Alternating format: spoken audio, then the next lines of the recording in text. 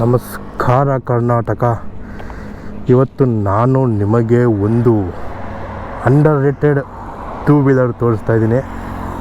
ಯಾವ ರೇಂಜಿಗೆ under rated ಅಂದರೆ most under rated 150cc sports bike ಯಾವುದಪ್ಪ ಅಂದರೆ ಇಲ್ಲಿದೆ ನೋಡಿ, ಸುಜುಕಿ ಜಿಕ್ಸರ್ 155cc. ಇದು ನನ್ನದೇ ಗಾಡಿ, 3 ವರ್ಷ ಆಯಿತು ತೊಗೊಂಡು. ಸೊ ಇವತ್ತು ರಿವ್ಯೂ ಮಾಡೋಣ ಅಂತ ಗಾಡಿ ತಗೊಂಡು ಬಂದಿದ್ದೀನಿ. ಇದು 155cc 2021 ಮಾಡಲು. ಸುಮಾರು ಜನಕ್ಕೆ ಜಿಕ್ಸರ್ ಅಂತಲೇ ಹೇಳೋಲ್ಲ, ಅವರು ಗಿಕ್ಸರ್ ಅಂತಾರೆ. ಸೊ ಇದು ಜಿಕ್ಸರು. ಇದರಲ್ಲಿ ನಮಗೆ 2 ವೇರಿಯಂಟ್ ಬರುತ್ತೆ, SF ನೇಕೆಡ್ಡು. ಬರೀ ಜಿಕ್ಸರ್ ಅಂದರೆ ನೇಕೆಡ್ ಬರುತ್ತೆ, SF ಅಂದರೆ ಈ ಥರ ಸ್ಪೋರ್ಟಿ ಲುಕ್ ಇರೋದು ಬರುತ್ತೆ. ಇದ್ರ ಬಗ್ಗೆ ಮಾತಾಡ್ಕೊಂಡು ಹೋಗುವ ಬನ್ನಿ. ಸೊ ಸ್ಟಾರ್ಟಿಂಗು ಇನ್ಸ್ಟ್ರೂಮೆಂಟ್ ಕಷ್ಟ ತೋರಿಸ್ತೀನಿ. ಸೊ ಇದರಲ್ಲಿ ಆನ್ ಮಾಡಿದ ತಕ್ಷಣ ಗೋ ಅಂತ ಬರುತ್ತೆ. ಇಲ್ಲಿ RPM ಮೀಟರು, ಸ್ಪೀಡೋಮೀಟರು, ಟ್ಯಾಕೋಮೀಟರು, ಇಲ್ಲಿ gear indicator, fuel indicator, time, ಇನ್ನು ಟ್ರಿಪ್ಪು, ಆಮೇಲೆ ಬ್ಯಾಟ್ರಿ ವೋಲ್ಟೇಜೆಲ್ಲ ಇಲ್ಲೇ ತೋರಿಸುತ್ತೆ. ಆಮೇಲೆ ಸರ್ವಿಸ್ ಡ್ಯೂ ಬಂದರೆ ಇಲ್ಲಿ ತೋರಿಸುತ್ತೆ. ಸೊ ಇಷ್ಟೇ ಬೇಸಿಕ್. ಸೌಂಡ್ ಕೇಳಿಸ್ಕೊಳ್ಳಿ ಹಂಗೆ.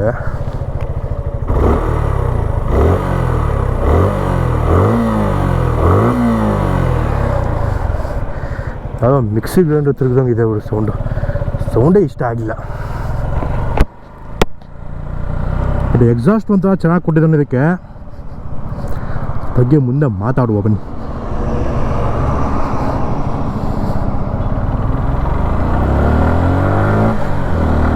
ಸೊ ಈ ಸ್ಪೋರ್ಟ್ಸ್ ಬೈಕ್ ಏನಿದೆಯೋ ಜಿಕ್ಸರು ಹೆವಿ ಅಂಡರ್ ರೇಟೆಡ್ ಗುರು. ಯಾರಿಗೂ ಗೊತ್ತೇ ಇಲ್ಲ ಅಂದ್ಕೊಳ್ಳಿ. ನಮ್ಮ ಮನೇಲಿ ಈಗಲೂ ಜಿಕ್ಸರ್ ಅಂತ ಅಭ್ಯಾಸ ಮಾಡಿಸ್ತಾ ಇದ್ದೀನಿ. ಎಲ್ಲ ಗಿಕ್ಸರ್ ನೋಡಿ ಆಗೋದ್ರು.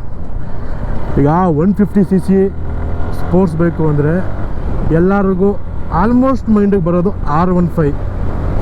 ಸೊ ಇದಕ್ಕಿಂತ ಅದು ಪವರ್ ಜಾಸ್ತಿನೇ ಇದೆ ಬಿಡಿ. ಎಷ್ಟು ಅದು 18 bhp ಇದೆ. ಇದು ಬಂದು 13 bhp ಮತ್ತು 13 Nm ಟಾರ್ಕು.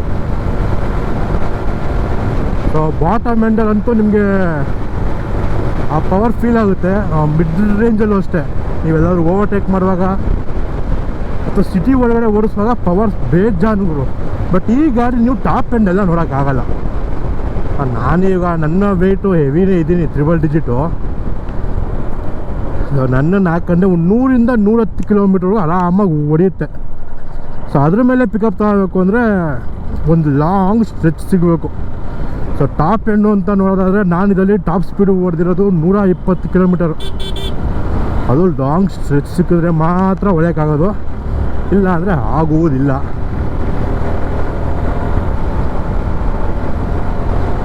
ಈ ಗಾಡಿ ಫ್ಯೂಯಲ್ ಟ್ಯಾಂಕ್ ಏನಿದೆಯೋ, fuel tank capacity 11 litre.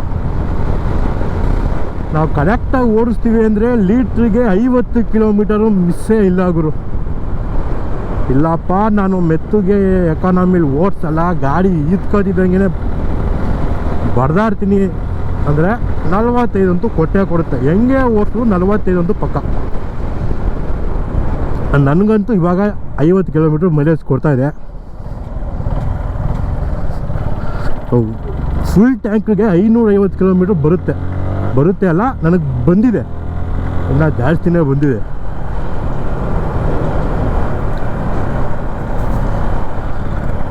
R15ಗೆ compare ಮಾಡ್ಕೊಳ್ಳೋದಾದರೆ ಅದ್ರ ಪ್ರೈಸಲ್ಲಿ 75% ಅಮೌಂಟ್ಗೆ ಜಿಕ್ಸರ್ ಬಂದ್ಬಿಡುತ್ತೆ.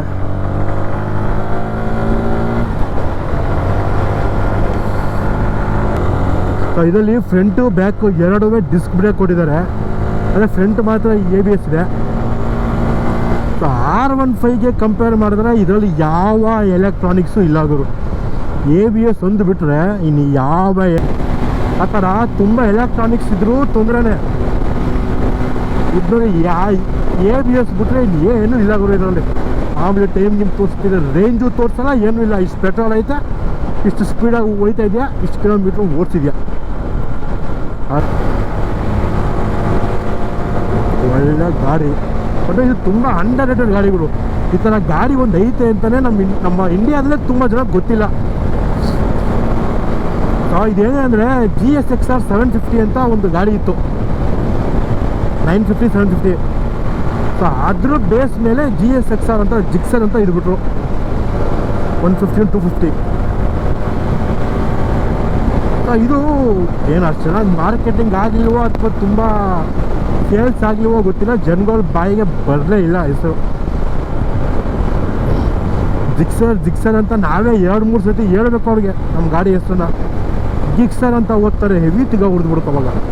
ಗಾಡಿ ಹೆಸರೇ ಹೋಗಕ್ಕೆ ಬದಲ್ವಲ್ಲ ಇವನಿಗೆ ಅಂತ. ಸೊ ಇದರ ಹೆಡ್ಲೈಟ್ ಬಗ್ಗೆ ನೋಡಿದ್ರೆ ಫುಲ್ LED ಹೆಡ್ಲೈಟ್ ಕೊಟ್ಟಿದ್ದಾರೆ, ಆದರೆ ಇಂಡಿಕೇಟರ್ ಮಾತ್ರ ಹ್ಯಾಲೋಜನ್ ಕೊಟ್ಟಿದ್ದಾರೆ. ಇಂಡಿಕೇಟರ್ ಪ್ರಾಬ್ಲಮ್ ಏನಂದರೆ ಹಿಂದುಗಡೆ ಇದೆಯಲ್ಲ ರೇರ್ ಇಂಡಿಕೇಟರು. ಸೊ ಪಿಲಿಯನ್ಸ್ ಯಾರಾದರೂ ಹತ್ತುವಾಗ ಕಾಲು ಹೊಡೆದು ಇದು 2ನೇ ಇಂಡಿಕೇಟರ್ ಹಾಕ್ಸಿರೋದು ನಾನು. ಒಂದು ಸತಿ ಜೋರಾಗಿ ಹಿಂಗಂತು ಅಂದರೆ ಕಟ್ಟಾಗುತ್ತೆ, ಅದೊಂದು ಮೇನ್ ಪ್ರಾಬ್ಲಮ್ ಇದ್ರಲ್ಲಿ. ಸೊ ಅದಾದಮೇಲೆ ನೋಡಿದ್ರೆ ಫ್ರಂಟಲ್ಲಿ ಟೆಲಿಸ್ಕೋಪಿಕ್ ಸಸ್ಪೆನ್ಷನ್ ಕೊಟ್ಟಿದ್ದಾರೆ, ನೋಡ್ಬೋದು. ಸೊ ರೇರಿಗೆ ಬಂದರೆ ಮೋನೋಶಾಕ್ ಸಸ್ಪೆನ್ಷನ್ ಇದೆ. ಸೊ ಹಿಂದ್ಗಡೆ 140 ಸೆಕ್ಷನ್ ಟೈರ್ ಕೊಟ್ಟಿದ್ದಾರೆ, ಮುಂದ್ಗಡೆ 100 ಸೆಕ್ಷನ್ ಟೈರ್ ಕೊಟ್ಟಿದ್ದಾರೆ. ಸೊ ನಾನು ಇದು 2ನೇ ಟೈರ್ ಕೂಡ ಹಾಕ್ಸಿರೋದು. ಮೊದಲನೇ ಟೈರ್ ಇಲ್ಲ ಅಂದರೂ 21-22 ಸಾವಿರದವರೆಗೂ ಓಡಿಸಿದ್ದೀನಿ. ಸೊ ಅದು MRF ಇದ್ದಿದ್ದು, ಕಂಪ್ನಿಯಿಂದನೇ ಬಂದಿದ್ದು, ಶೋರೂಮಿಂದನೇ. ನೆಕ್ಸ್ಟು ಶೋರೂಮಲ್ಲಿ ಹಾಕ್ಸಿದ್ದು ಸಿಯೇಟೋ ಅಪೋಲೋನ ಹಾಕ್ಸಿದ್ದೆ. ಸೊ ಅದು ಫಿಟ್ ಗ್ರಿಪ್ ಕರೆಕ್ಟಾಗಿರಲಿಲ್ಲ, ಸೊ ಅದರಿಂದ ಚೇಂಜ್ ಮಾಡಿಸ್ಬಿಟ್ಟೆ. ಸೊ ಸೀಟ್ ಕಂಫರ್ಟ್ ನೋಡೋದಾದರೆ ರೈಡರ್ಗೆ ಬೆಸ್ಟು ಗುರು. ಕುಷನಿಂಗೆಲ್ಲ ಹಾಕಿ ನೀಟಾಗಿ ಮಾಡಿ ರೈಡರ್ಗೆ ಹೆವಿ ಕಂಫರ್ಟು. ಲಾಂಗು ಹೋದಾಗ ಗೊತ್ತಲ್ಲ ಅಂಡರ್ ನೋವು ಬಂದೇ ಬರುತ್ತೆ ಯಾವುದೇ ಗಾಡಿ ಆದ್ರೂ. ಸೊ ಪಿಲಿಯನ್ಗೆ ಈ ಥರ ಸ್ಪೋರ್ಟ್ಸ್ ಗಾಡೀಲಿ ಸೀಟ್ ಕೊಡೋದು ವೇಸ್ಟೇ. ಇನ್ನು ಸಿಟಿ ಒಳಗಡೆ ಆದರೆ ಸುತ್ತಬೋದು, ಕರೆಕ್ಟಾಗಿ ಅಂಡಿರ್ತೀನಿ ಅಂದರೆ ಒಂದಂಡು ಕೂರಲ್ಲ ಗುರು ಇದರಲ್ಲಿ, ಅಷ್ಟು ಚಿಕ್ಕ ಐತೆ. ಸೊ ಮಧ್ಯೆ ಏನೋ ಸ್ವಲ್ಪ ಉಬ್ಬಿಬಿಟ್ಟಿರಂಗೆ ಕೊಟ್ಬಿಟ್ಟಿದ್ದಾರೆ, ಬಂದಾಗ ಹಿಂಗೆ ಫಿಕ್ಸಾಗಿ ಕೂತ್ಕೊಳ್ಳಿ ಅಂತ ಇರಬೇಕು. ಬಟ್ ಇದರಲ್ಲಿ ಲಾಂಗ್ ರೈಡ್ಗೆಲ್ಲ ಪಿಲಿಯನ್ ಹಾಕೊಂಡು ಹೋಗೋಕ್ಕಾಗಲ್ಲ. ಸೊ ವೇಸ್ಟ್ ಇದು. ಏನೋ ಸಿಟಿಲಿ ತಿರುಗಾಡಂಗಿದ್ರೆ ಓಕೆ, ನಾವು ಹೊರಗಡೆ ಎಲ್ಲ ಲಾಂಗ್ ರೈಡ್ ಎತ್ಕೊಯ್ತೀವಿ ಅಂದರೆ ಆಗಲ್ಲ. ನೆಕ್ಸ್ಟ್ ಈ ಮಿರರ್ನ ನಾನು ಯೂಸೇ ಮಾಡಲ್ಲ ಗುರು. ಒಂದು ಕ್ರ್ಯಾಶ್ ಆಗಿತ್ತು ಸರಿನಾ, ಆವಾಗ ಸರ್ವಿಸ್ಗೆ ಅಂತ ಕೊಟ್ಟಾಗ ಇದು BS3 ಮಿರರ್, ಇದು ಸಾರಿ BS4 ಶುದ್ಧ ಬರುತ್ತದು. ಸೊ ಆ ಮಿರರ್ ಹಾಕ್ಬಿಟ್ಟಿದ್ದಾರೆ. BS6 ಇಷ್ಟೇ ಉದ್ದ ಬರೋದು, ನಾನು ನೋಡ್ಕೊಳ್ಳಿಲ್ಲ, ಚೇಂಜ್ ಮಾಡ್ಸೋಕ್ಕಾಗಲಿಲ್ಲ. ಸೊ ಇಷ್ಟೇ ಗಾಡಿ ಬಗ್ಗೆ. ಇನ್ನು ಗಾಡಿ ಓಡಿಸ್ಬಿಟ್ಟು ಹೆಂಗಿದೆ ಅಂತ ಇನ್ನೂ ಹೇಳ್ತೀನಿ, ಬನ್ನಿ ಹೋಗುವ. ರೈಡಿಂಗ್ ಪೋಸ್ಟರ್ ಏನಾಗರು ಆರಾಮಾಗಿದೆ, ಅಷ್ಟೊಂದೇನು R15 ಅದ ಇಲ್ಲಿ ಬರುತ್ತೆ ಹಿಂಗೆ ಬೊಗೋ ಥರ.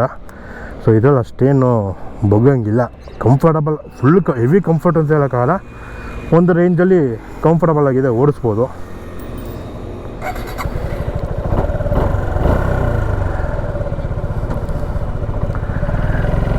ಗಾಡಿ ಅಂತೂ ಈ ಕೆಲವೊಂದು ಗಾಡಿ ಹೇಳ್ತಾರಲ್ಲ ಹಂಗೋ ಹಿಂಗೋ EMIಲೋ ಹೆಂಗೋ ತಗೊಬಿಡ್ಬೋದು, ಸಾಕೋದು ಕಷ್ಟ ಅಂತ. ಸೊ ಇದು ಹೆಂಗೆ ಅಂದರೆ ಬಡವ್ರಿಗೆ ಬಾದಾಮಿ ಇದ್ದಂಗೆ. ಸೊ ತಗೊಂಡ್ಮೇಲೆ ಸಾಕೋದು ತುಂಬಾ ಈಸಿ. 4,000 ಕಿಲೋಮೀಟರ್ ಇಲ್ಲ 4 ತಿಂಗಳಿಗೆ ಒಂದ್ಸತಿ ಸರ್ವಿಸಿಗೆ ಬಿಡಬೇಕು. ಆ ಸರ್ವಿಸ್ ಕಾಸ್ಟ್ ಬಂದು 1,200ರಿಂದ 1,400 ರೂಪಾಯಿ ಒಳಗೆ. ನೀವೇನಾದರೂ ಬ್ರೇಕ್ ಪ್ಯಾಡು ಇನ್ನೂ ಎಕ್ಸ್ಟ್ರಾ ಏನಾದರೂ ಚೇಂಜ್ ಮಾಡಿಸ್ತೀರ ಅಂದರೆ ಮಾತ್ರ ಬ್ರೇಕ್ ಪ್ಯಾಡ್ ಒಂದು ಆ್ಯಡ್ ಮಾಡ್ಕೊಂಡ್ರೆ ಅದೇ ಒಂದು 1,700 1,800 ತನಕ ಹೊಟ್ಟೋಗುತ್ತೆ. ಇಲ್ಲ ನಾರ್ಮಲ್ ಜನರಲ್ ಸರ್ವಿಸ್ ಹೋದರೆ 1,200ರಿಂದ 1,400 ರೂಪಾಯಿ ಕೆಲಸ ಮುಗಿದೋಗುತ್ತೆ ಅವರು. ಒಂಥರ ಮೇಂಟೆನೆನ್ಸು ತುಂಬ ಕಮ್ಮಿ. ಈ ಲೆವೆಲಲ್ಲಿರೋ ಗಾಡಿಗಳಿಗೆ ಕಂಪೇರ್ ಮಾಡ್ಕೊಂಡ್ರೆ ಮೇಂಟೆನೆನ್ಸ್ ಕಮ್ಮಿ. ಸೊ ಇದೇ ನೇಕೆಡ್ ವರ್ಷನ್ ಇದೆ ಜಿಕ್ಸರು. ಸೊ ಅದನ್ನು ತಗೊಂಡ್ರೆ ಇದಕ್ಕಿಂತ ಕಂಫರ್ಟ್ ಇರುತ್ತೆ. ಬಟ್ ಇದ್ರಾಗ ಒಂದ್ಸತಿ ಬಿದ್ದ ಅಂದರೆ ಈ ಕಡೆ ಫೇರಿಂಗ್ಸ್ ಎಲ್ಲ ಕಿತ್ಕೊಂಡು ಹೊಡೋಗುತ್ತೆ, ಎಲ್ಲ ಫೈಬರ್ ಅಲ್ವಾ. ಇವಾಗ ಯಾವ ಗೇರಲ್ಲಿ ಎಷ್ಟೆಷ್ಟು ಸ್ಪೀಡ್ ಹೋಗುತ್ತೆ ಅಂತ ಚೆಕ್ ಮಾಡುವ. ಓಕೆಯಾ?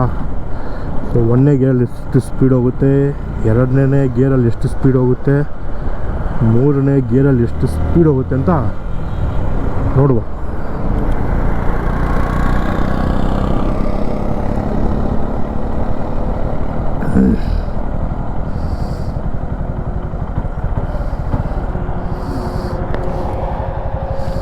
ಸದ್ಯಕ್ಕೆ ಯಾವುದು ಗಾಡಿ ಇಲ್ಲ. ಫಸ್ಟು 1ನೇ ಗೇರಲ್ಲಿ 41, 2ನೇ ಗೇರು 66, 3ನೇ ಗೇರು